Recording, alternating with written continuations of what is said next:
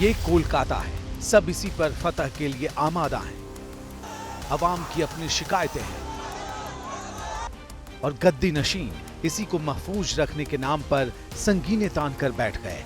सरकार को किसी बात का तो शक होगा, वरना कवच कुंडल पहनाकर जवानों को कोई यूं तो सड़कों पर नहीं उतारता। हुकूमत को कुछ तो शुबहा होगा, वरना अपनी ही अवाम के खिलाफ कोई यूं तो डंडे नहीं चलाता। सत्ता ने कोई तो खतरा महसूस किया होगा, वरना अपने देश के नौजवानों पर कोई यूं तो आंसू गैस के गोले नहीं बरसाता।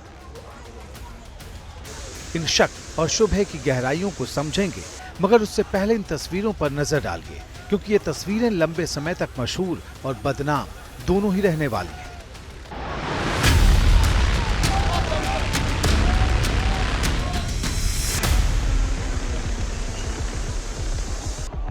मुमकिन है कि मां माटी वाली सियासी जमीन पर आपको ये महाभारत जैसी तस्वीर नजर आए, मगर बात सिर्फ इतनी ही नहीं है। अब आप हट रहे हैं यहाँ से, अब आप किधर जा रहे हैं? नहीं हटेंगे जब तक बैरिकेड नहीं टूटेंगे, तब तक।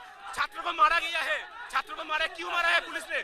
छोटे छोटे लड़का को पाँव में मारा है, ठीक है ना, लाठी से मारा है, क्यों मारा है? जब तक जवाब नहीं देंगे ममता सरकार, तब तक हम आंदोलन कर जाएंगे। कभी कोलकाता की सरहद पर तोपें लगवाई गई थी। गद्दी नशीन अंग्रेजी हुकूमत को बगावत का तब डर था। अब दौर भले आजाद भारत के अमृत काल का हो, लेकिन विरोध की आवाज दबाने के लिए अब भी लोहे की दीवारें खड़ी करवाई जा रही हैं। जी हाँ, मुख्यमंत्री ममता बनर्जी ने कोलकाता में तो ऐसा ही किया। जब दीवार गिरी तो संगीन चढ़ाए वर्दी वालों को आगे कर दिया गया, लेकिन 34,267 वर्ग मील वाले पश्चिम बंगाल का मुस्तकबिल तय करने वाले कोलकाता की किलेबंदी की सारी कोशिशें नाकाम रही। ब्रिज पर लगे बैरिकेड्स तोड़कर घुसे हजारों छात्र कोलकाता में अंदर तक आ गए, सड़कों पर डट गए और दीदी की सरकार के हाथ पांव फूलने लगे।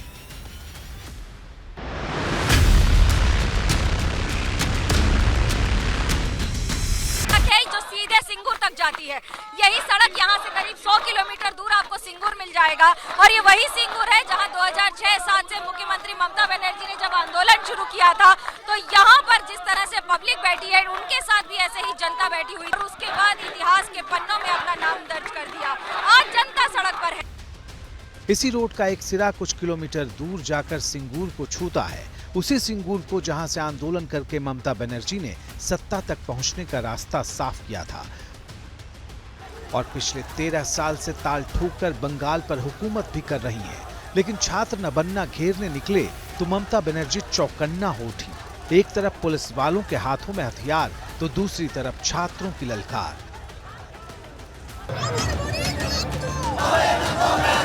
ममता सरकार के खिलाफ छात्रों के इस आंदोलन का बीजेपी खुलकर समर्थन कर रही है। छात्रों पर लाठीचार्ज करने वालों पर एक्शन और आरजीकर मेडिकल कॉलेज में रेप और हत्या के शिकार हुई डॉक्टर के लिए इंसाफ की मांग को लेकर केंद्रीय मंत्री और पश्चिम बंगाल बीजेपी के अध्यक्ष सुकांत मजूमदार कोलकाता पुलिस हेडक्वार्टर के बाहर धरने पर बैठ गए। इस डेमोक्रेटिक आंदोलन को कुचलने के विरोध में पश्चिम बंगाल सरकार के खिलाफ ममता बनर्जी की रेजिग्नेशन की डिमांड को लेकर कल 12 घंटे का जनरल स्ट्राइक का डिमांड किए हैं।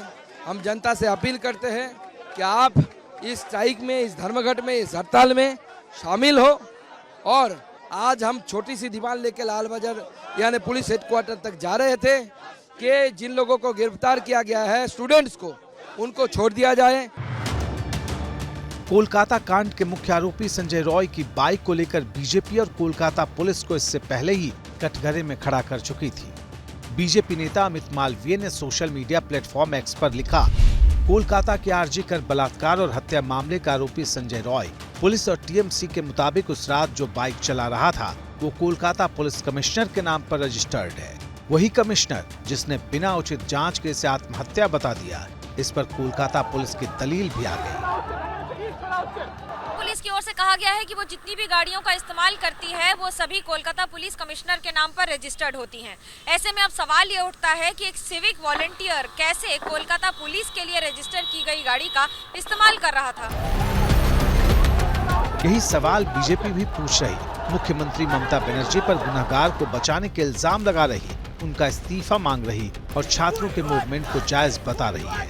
लेकिन मुश्किल यह है कि न सरकार मानने को तैयार है, न छात्र पीछे हटने को तैयार। खतरा इस बात का है कि कहीं सब्र का संकट न हो जाए। For exclusive and insightful videos, subscribe to our new channel ABP Live Premium.